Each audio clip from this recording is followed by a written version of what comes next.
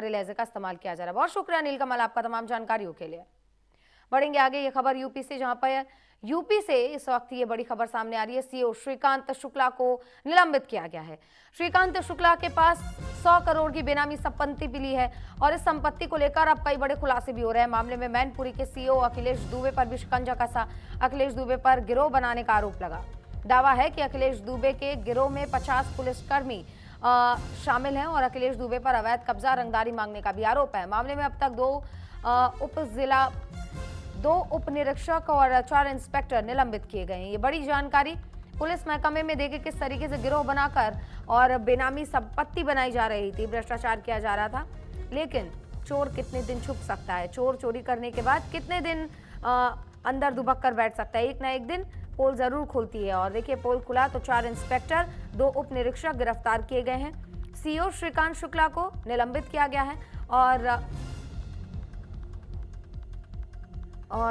CEO Rishikant Shukla को इधर निलंबित कर दिया गया, सस्पेंड कर दिया गया है और पूरे मामले की जांच हो रही है। 100 करोड़ की बेनामी संपत्ति बनाने का यहां पर आरोप लगाया गया है।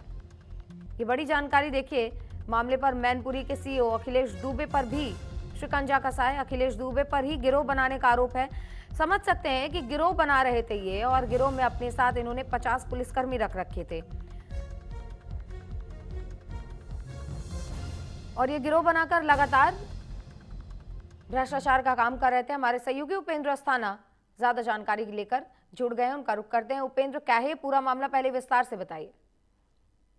जी, आपको बता दें, जिस तरह से अखिलेश दुबे जो अधिवक्ता है, कानपुर में चर्चित चेहरा है, सरकार सूबे में चाहे यूपी में किसी की हो, पर अखिलेश दुबे जो है एक ये ऐसी मिसाल है कि जो कई सरकार जितने मंत्री हों या शासन की बात की या प्रशासन की बात की तो अधिकारी जो है, बड़े अधिकारी जो है, इनके संपर्क बनाए हैं और ये पूरा साम्राज्य जो है वो लगभग 35 साल पुराना चला आ रहा है। और कहीं ना कहीं अखिलेश दुबे के ऊपर जो आरोप लगे थे रंगदारी का या कहीं ना कहीं बड़े व्यापारियों के ऊपर फर्जी रेप के मुकदमे लिखाने का आरोप लगा था। इस मामले में कानपुर पुलिस जो पूर्व के कमिश्नर है अखिल कुमार जो है, उन्होंने जो है अखिलेश दुबे पर कड़ी कार्रवाई की है और 14 मुकदमा तक पंजीकृत हो चुका है, जिसमें अखिलेश दुबे जेल भेज दिए गए हैं। पर कहीं ना कहीं अगर बात की तो अखिलेश दुबे को लेकर के कई बड़े नेता या कई आईएएस पीएस लेवल के अधिकारी जो हैं वो उनकी पूरी मदद कर रहे थे। इसको लेकर कहीं ना कहीं सूबे का जो मुख्यमंत्री योगी आदित्यनाथ है, उन्होंने जो एक एसआईटी की टीम गठित करी है। उस टीम में अगर बात की जाए तो 3 टीमों में गठित होने के बाद जो है अब तक जो है 94 शिकायतें जो है वो एसआईटी के पास आ चुकी हैं, जिसमें अगर बात की जाए तो प्रशासन स्तर में जो सीईओ हो या कहीं ना कहीं एसीपी और डीसीपी लेवल के अधिकारी जो है उसमें कहीं ना कहीं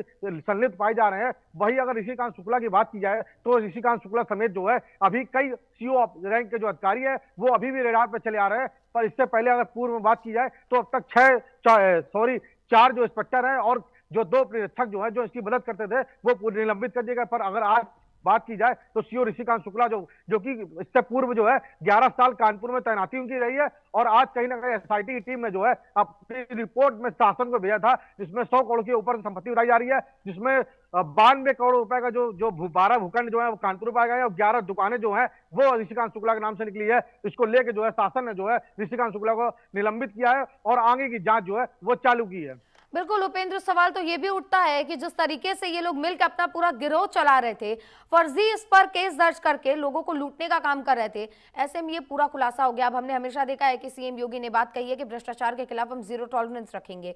क्या अभी आगे की इस पर कार्रवाई होगी? और दूसरी बात ये कि ये जो अभिवक्ता है अखिलेश, उनको लेकर अब क्या चीजें सामने आ रही है? जो उनके साथ के अधिवक्ता, उनके वकील रहे, उनके साथी रहे, क्या ये भी हो सकता है कि उनके साथी जो पूरे इस गिरोह में उनकी मदद कर रहे हो वो भी इनमें शामिल हो सकते हैं? यानी कि कह सकते हैं क्या कि अभी और लोगों की गिरफ्तारी इस पूरे मामले पर या फिर सस्पेंशन संभव है?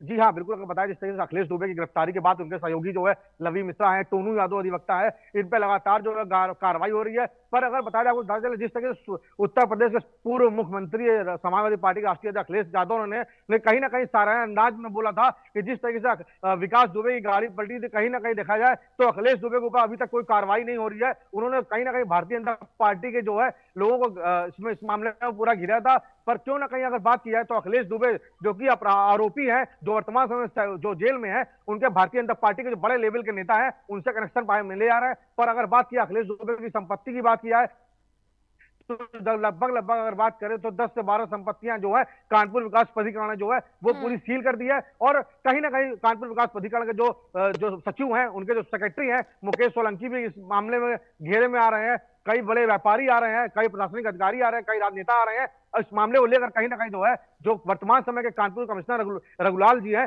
वो कहीं ना कहीं जो है इस मामले को पूरा एक्टिव मोड पर जा रहे हैं और आगे जल्द गिरफ्तारी होगी और जल्द बड़ा खुलासा होगा। बिल्कुल क्योंकि अब कानपुर के जो सीईओ हैं ऋषिकांत शुक्ला वो भी गिरफ्तार किए गए। इनके पास 100 करोड़ से ज्यादा बेनामी संपत्ति बरामद की गई है। मैं आपसे समझना चाहती हूँ उपेंद्र कि एक व्यक्ति इतनी बड़ी संपत्ति 100 करोड़ से ज्यादा की बना लेता है, प्रशासन बिल्कुल चुप्पी साधे बैठी रहती है और अचानक से एक दिन सारा ये खुलासा होता है। ये कहीं ना कहीं प्रशासन की लापरवाही को भी दर्शाता है। जी हाँ, बिल्कुल राजा, जिस तरह से अखिलेश दुबे की बात बता रहे हैं, ये एक पूरा ग्रोह बना होता है जिसमें डीसीपी और एसपी और सीओ लेवल के अधिकारी या इंस्पेक्टर लेवल की बात की जाए तो वह लगातार जो है इनके दरबार पे आते थे। इनका दरबार जो है साकेत दरबार के नाम से फेमस था। अखिलेश दुबे एक साकेत दरबार लगाते थे जिसमें शासन के प्रशासन के जो अधिकारी है वो शाम 6 बजे से लेकर रात 12 बजे तक जो डिसाइड होता है वहां बैठते थे, मीटिंग होती थी, कैसे व्यापारियों को फंसाना होता है, कैसे होटल कारोबार से किस तरह से रंगदारी मांगनी है, किस तरह से बड़े व्यापारियों को फंसाना है रेप के मामले में फर्जी तरीके से। कहीं ना कहीं अगर बात की तो जिस तरीके से रेप के मुकदमे जैसे बर्रा थाना हो या गोविंदनगर या किदवई नगर थाना हो या ग्वालटोली हो, कहीं ना कहीं अगर बात की तो खजूर की संपत्ति में भी इनका बेहद अहम रोल रहा है। और जिस तरीके से व्यापारियों को जो फर्जी मुकदमे लिखे गए हैं तो जो पीड़ित है वो उन्होंने जो आकर के कहीं ना कहीं प्रशासन के सामने बोला है कि अखिलेश दुबे कहने पर ये फर्जी मुकदमे लिखाए गए हैं। इसको लेकर अगर बात की तो भारतीय जनता पार्टी के जो नेता है रवि सतेजा जो है उन्होंने इस मामले को लेकर पूरी पहल की थी। और जिस तरीके से अखिलेश दुबे का साम्राज्य जो है वो पूरी तरीके से अब तक जो है शासन और प्रशासन के मुट्ठी में आ चुका है। बिल्कुल उपेंद्र, क्योंकि कानपुर के सांसद अगर हम बात करें उनकी तो उनके ओर से क्या प्रतिक्रिया आ रही है सामने और कार्रवाई को लेकर क्या कुछ बयानबाजी रमेश अवस्थी ने की? जी हाँ, अगर बात करें जिस तरह से अखिलेश दुबे की अगर बात की जाए तो या वर्तमान समय के सांसद जो कानपुर के रमेश अवस्थी जो हैं ये पूर्व में इनके सहयोगी भी रहे हैं। पर कहीं ना कहीं अगर बात करें सोशल मीडिया पर अखिलेश दुबे की गिरफ्तारी के बाद जो है कानपुर के सांसद की जो फोटो वायरल हुई है उसको लेकर जो रमेश अवस्थी जो सांसद कानपुर के उन्होंने कहा है कि जो प्रशासन और शासन जो है जो जिस तरीके से कार्रवाई कर रहा है उसमें मुझे कोई आपत्ति नहीं है। पर कहीं ना कहीं जब से इस मामले को लेकर सुबह अखिलेश यादव जो है जो पूर्व मुख्यमंत्री, जब से इन्होंने तंज कसा सायना अंदाज में बोला है उस वक्त से लेकर के और अभी तक जो है सूबे के जो मुख्यमंत्री योगी आदित्यनाथ है उन्होंने इस मामले को लेकर एक्टिव मोड पर कई जो एसआईटी टीमें जो है लखनऊ की हैं, कानपुर की टीमें गठित करी है जिसमें निष्पक्ष जांच की जा रही है। बिल्कुल अखिलेश, क्योंकि जिस तरीके से पूरा मामला सामने आ रहा है कहीं ना कहीं प्रशासन के शह के बिना अखिलेश दुबे अपने इस दरबार को, अपने इस गिरोह को आगे नहीं चला सकते थे। यानी कि साफ तौर पर कह सकते हैं अभी कई बड़े नामों का खुलासा हो सकता है। अखिलेश, एक और चीज समझना चाहेंगे कि ये पुलिस की कार्रवाई, ये जो 4 इंस्पेक्टर्स को सस्पेंड किया गया है और 2 लोगों को इस पर सस्पेंड किया गया है, क्या इनसे आगे पूछताछ की जाएगी? उसके बाद इनके निशानदेही पर आगे की कार्रवाई की जाएगी? जी हाँ, बिल्कुल बता दें, जिस तरीके से अभी तक जो 4 इंस्पेक्टर हैं या 2 सब इंस्पेक्टर की बात करें और आज जो सीईओ के ऊपर जो निलंबित किया गया शासन द्वारा उसको लेकर कहीं ना कहीं अगर बात करें तो जो 60 पुलिस कर्मियों का नाम आ रहा है उसमें सब अच्छे लेवल के अधिकारी हैं। और कहीं ना कहीं जो अखिलेश दुबे हैं उनको जो जिस तरीके से मदद करते थे या जिस तरीके से फर्जी मुकदमे में शामिल होते थे, जिस तरीके से गिरफ्तारी करने दबिश करने आते थे, क्योंकि अखिलेश दुबे जिस तरीके से साकेत दरबार चलाता था तो कानपुर जितने भी चाहे जिस पार्टी के नेता हो वो उस पार्टी के नेता जो है साकेत दरबार जाता था और अपने जो काम है लीगल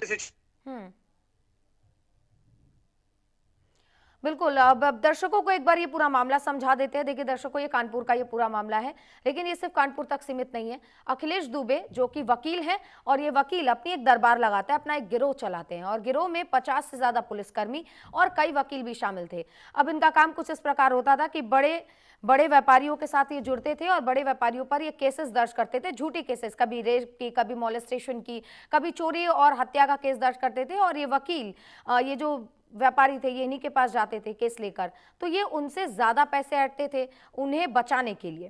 उपेंद्र, आपका बहुत शुक्रिया तमाम जानकारी के लिए। तो ये जो पूरा मामला था, इस प्रकार से ये गिरोह काम कर रहा था जहां पर फर्जी ये पुलिस वाले केस दर्ज करते थे और ये केस उन्हीं अधिवक्ताओं के पास जाता था, उन्हीं वकीलों के पास जाता था जो उस गिरोह में शामिल हुआ करता था। और ये पुलिस उन्हें सजेस्ट करती थी कि मैं फला जगह के एडवोकेट, फला जगह के वकील को जानता हूं, आप उनके पास जाइए, आप सुरक्षित रहेंगे, आप बच जाएंगे जेल जाने से। फिर ये जो व्यापारी थे, ये जो टारगेटेड लोग थे, इनको वो सजेस्ट करते थे, वो वकीलों के पास जाते थे और एक मोटी रकम ऐंठते थे कोर्ट में केस को लेकर, और उसके बाद इसी मोटी रकम से बेनामी संपत्ति इन बाकी के वकीलों ने और ये बाकी के पुलिसकर्मियों ने बनाई है।